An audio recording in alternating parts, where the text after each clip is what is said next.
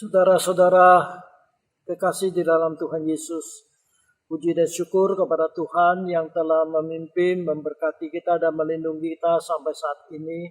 Dan kita dapat bertemu di dalam acara renungan harian Gereja Persekutuan Kristen Pangkal Pinang. Sebelum kita bersama-sama merenungkan firman Tuhan ini, mari kita berdoa lebih dahulu, minta pertolongan Roh Kudus. Bapa kami yang ada di dalam sorga, terima kasih untuk kesempatan yang Tuhan berikan kepada kami, sehingga kami boleh belajar firman Tuhan. Kami mohon, biarlah Tuhan Engkau menolong kami, bukan saja kami mendengar, mengerti, tetapi kami melakukannya di dalam kehidupan kami. Terima kasih Tuhan, kami mohon Roh Kudus, Engkau membuka hati dan pikiran kami untuk mengerti firman-Mu. Terima kasih Tuhan, dalam nama Tuhan Yesus kami berdoa. Amin. Saudara-saudara kekasih di dalam Tuhan Yesus, kita tahu bahwa sejak akhir tahun 2019 yang lalu, di mana ditemukan virus COVID-19 di kota Wuhan di Tiongkok dan menjalar ke seluruh dunia sampai saat ini. Sehingga semua kehidupan manusia di dunia ini mengalami perubahan yang drastis. Baik ekonomi, kesehatan, pendidikan, semuanya terpengaruhi oleh virus ini sampai sekarang. Nah, saudara sekalian, kita juga belum tahu kapan akan berakhirnya.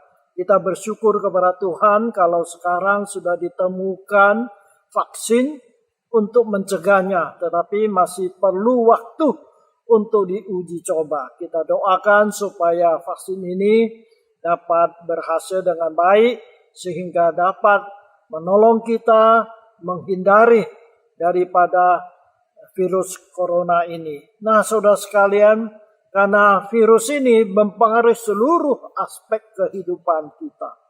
Dan saudara sekalian, jadi hidup kita pada saat ini mengalami banyak kesulitan. Tidak seperti dahulu.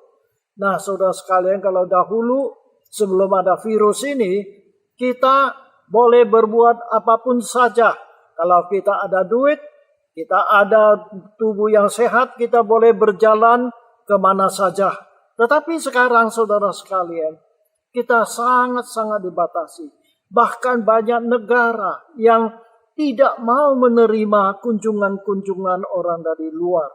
Nah, saudara sekalian, keadaan demikian membuat hidup kita di dalam dunia ini menjadi tidak nyaman lagi. Padahal kita tahu bahwa Tuhan mencipta dunia ini sebenarnya begitu indah untuk kita. Tetapi karena virus ini, sekarang dunia ini menjadi kacau balau. Ekonomi kita menjadi sangat terpuruk. Nah, saudara sekalian, mungkin ada orang bertanya, kenapa Tuhan mengizinkan virus ini ada di dalam dunia ini sehingga mengganggu kehidupan kita? Atau ada orang mengatakan, mengapa Tuhan tidak merubah dunia ini supaya menjadi lebih nyaman? Atau ada orang bertanya, Tuhan, kenapa Tuhan tidak menolong kami orang-orang yang beriman kepada Engkau, sehingga kami tidak usah lagi menderita di dalam dunia ini? Mungkin ada orang pendapat demikian, berpikir demikian. Alangkah indahnya kalau setiap orang yang percaya kepada Tuhan Yesus, langsung Tuhan angkat dia meninggalkan dunia yang banyak penderitaan ini. Nah, saudara sekalian, kita harus tahu bahwa Tuhan tidak mempunyai rencana itu untuk kita. Bahkan Tuhan tetap menginginkan kita hidup di dalam dunia ini, walaupun dunia ini tidak begitu nyaman lagi.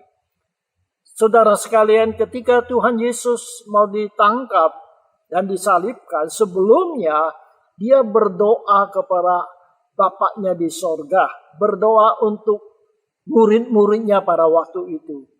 Di dalam Yohanes pasal 17 ayat 15, Tuhan Yesus doanya demikian.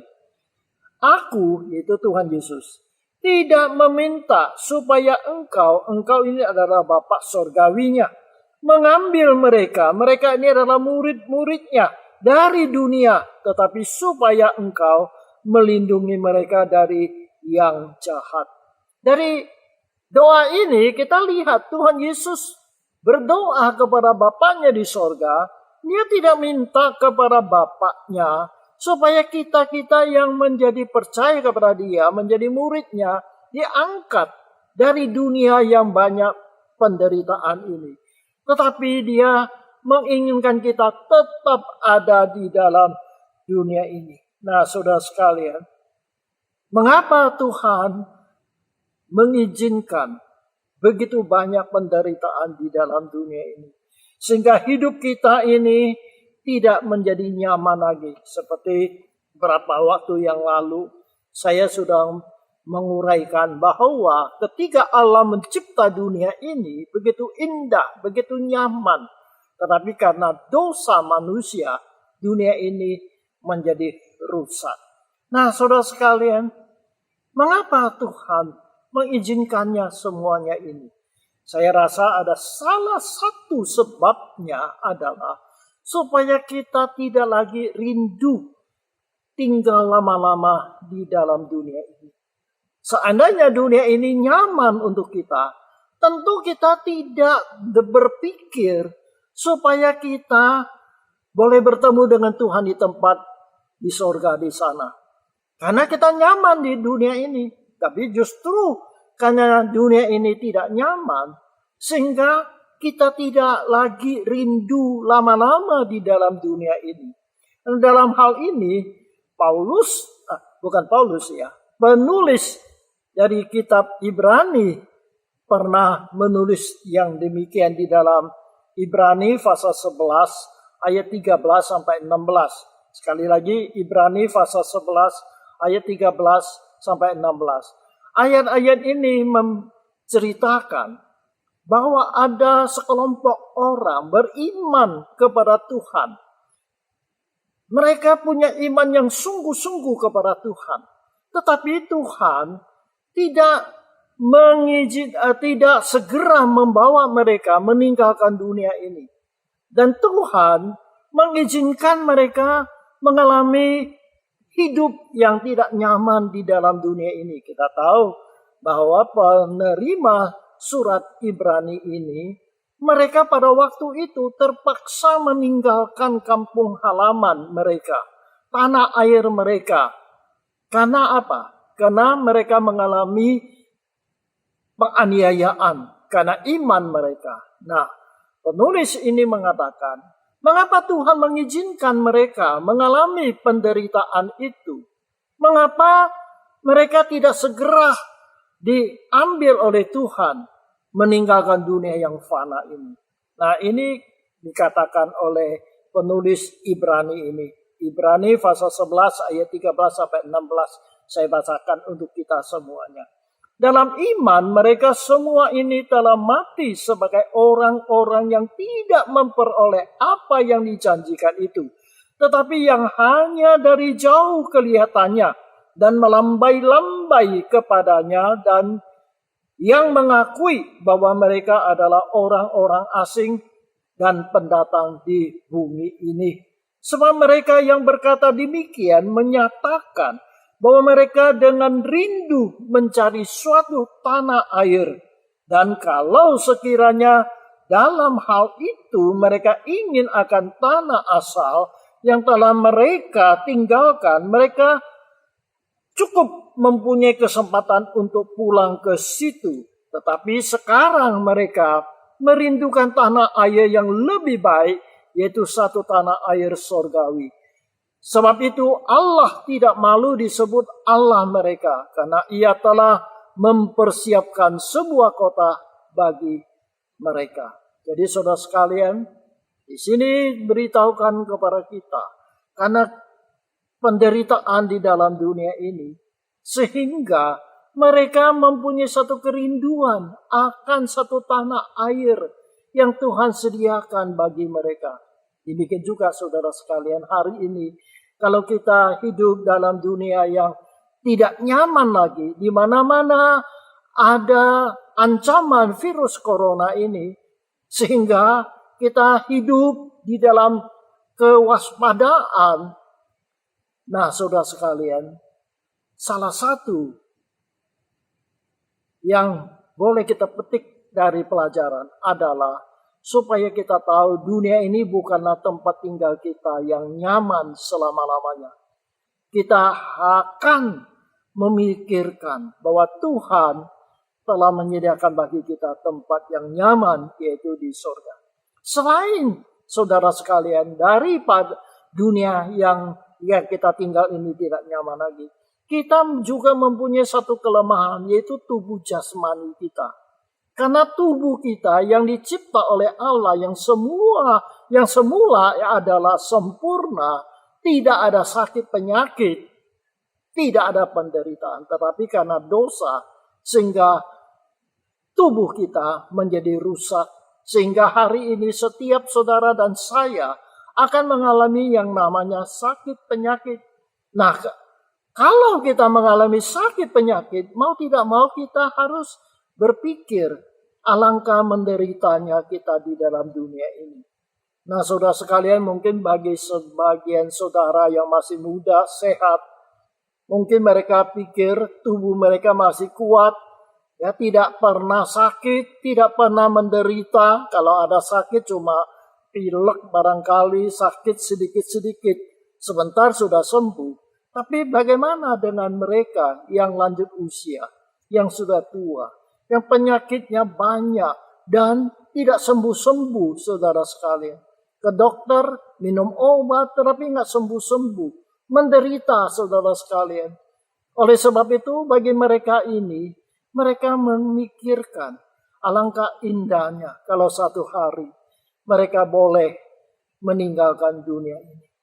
Maka itu ada orang mengatakan, dia tidak takut mati, tetapi dia takut sakit. Nah, saudara sekalian, karena sakit itu membawa penderitaan. Nah, saudara sekalian, bagaimanapun kita berusaha menjaga kesehatan kita, bagaimanapun kita minum obat ke dokter dan sebagainya, yang namanya penyakit tetap akan datang kepada kita. Oleh sebab itu, saudara sekalian, salah satu sebabnya Tuhan mengizinkan kita menderita sakit di dalam tubuh jasmani ini adalah supaya kita tidak lagi rindu lama-lama di dalam dunia ini. Nah, saudara sekalian, Rasul Paulus di dalam 2 Korintus pasal 4 sampai pasal 5 ayat 4, dia mengungkapkan demikian, bahwa tubuh jasmani kita ini membawa suatu penderitaan untuk kita. Saya akan bacakan untuk kita semua di dalam 2 Korintus pasal 4 ayat 16 sampai pasal 5 ayat 4 demikian. Sebab itu kami tidak tawar hati, tetapi meskipun manusia lahiria kami semakin merosot, namun manusia batinia kami dibaharui dari sehari ke sehari. Sebab penderitaan ringan yang sekarang ini mengerjakan bagi kami kemuliaan kekal yang melebihi segala-galanya, jauh lebih besar daripada penderitaan kami. Sebab kami tidak memperhatikan yang kelihatan, melainkan yang tak kelihatan. Karena yang kelihatan adalah sementara, sedangkan yang tak kelihatan adalah kekal. Pasal 5 ayat 1.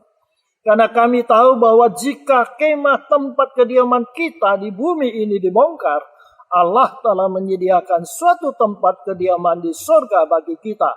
Suatu tempat kediaman yang kekal, yang tidak dibuat oleh tangan manusia.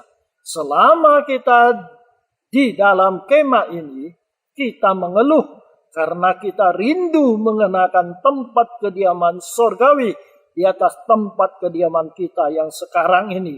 Sebab dengan demikian kita berpakaian dan tidak kedapatan telanjang.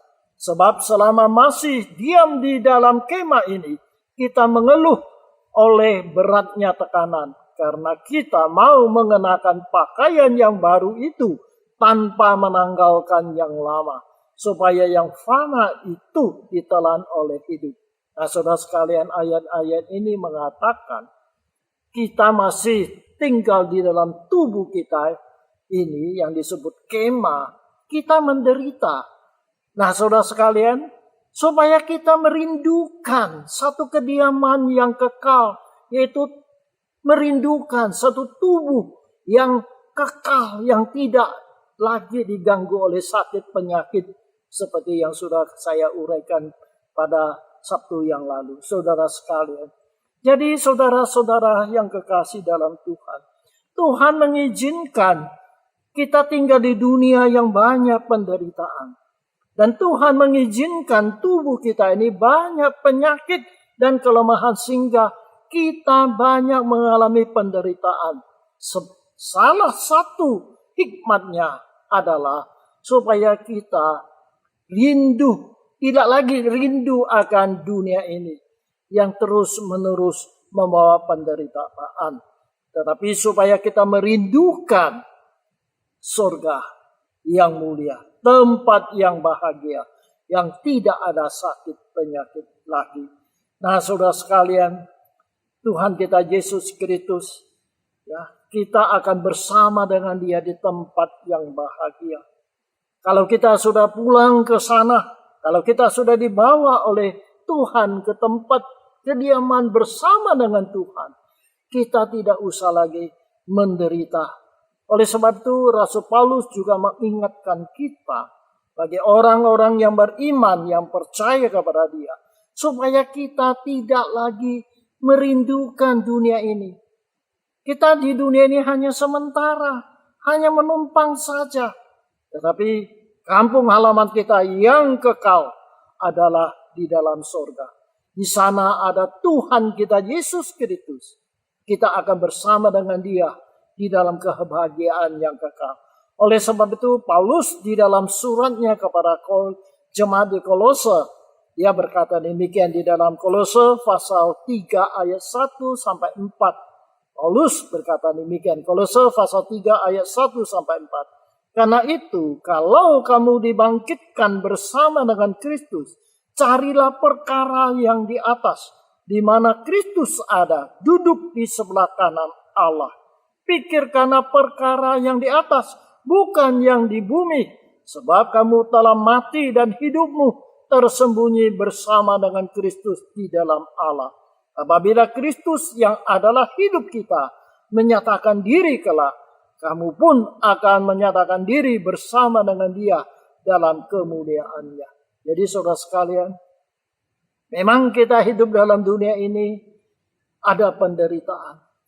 Tetapi kita sudah mempunyai hidup kekal. Oleh sebab itu Paulus mengingatkan kita, jangan hanya memikirkan duniawi ini saja, tetapi pikirkanlah yang di surga. Di sana ada Tuhan kita, juru selamat kita. Apakah saudara sekalian kita ada kerinduan bertemu dengan Tuhan kita Yesus Kristus? Supaya kita boleh bebas dari segala penderitaan ini. Kiranya Tuhan menolong kepada kita. Selama kita hidup dalam dunia ini, kita melakukan aktivitas kita dalam dunia ini, tetapi hati kita, pikiran kita selalu ingat kepada Tuhan kita Yesus. Dan kita ada hati yang rindu akan Tuhan kita bersama dengan Dia di tempat yang bahagia. Kiranya Tuhan menolong kepada kita semasa kita hidup sekarang ini. Pandemi virus corona ini masih menjadi momok bagi kita. Memang kita nggak usah takut, tetapi kita perlu hati-hati. Saudara sekalian, kita beriman kepada Tuhan, nggak usah takut. Tuhan melindungi kita. Tetapi kita perlu hati-hati. Oleh sebab itu, saudara sekalian, kiranya Tuhan menolong kita supaya kita selalu ingat kepada Tuhan Yesus. Supaya di dalam kesulitan-kesulitan sekarang yang kita alami ini, kita punya harapan dan kita punya suatu cita-cita bersama dengan Tuhan di tempat yang bahagia. Amin. Mari kita berdoa. Bapa kami yang ada di dalam surga, terima kasih kalau hari ini kami tinggal di dunia ini yang banyak penderitaan. Demikian juga ya Tuhan, tubuh kami jasmani ini juga banyak kelemahan, banyak sakit penyakit. Tuhan, semuanya itu mengingatkan kami bahwa dunia ini bukanlah tempat nyaman untuk kami tinggal selama-lamanya. Tapi kami bersyukur kepada Engkau, karena Engkau telah menyediakan tempat yang bahagia untuk kami. Engkau akan menyediakan tubuh rohani yang kekal bagi kami, yang tidak diganggu oleh sakit penyakit lagi.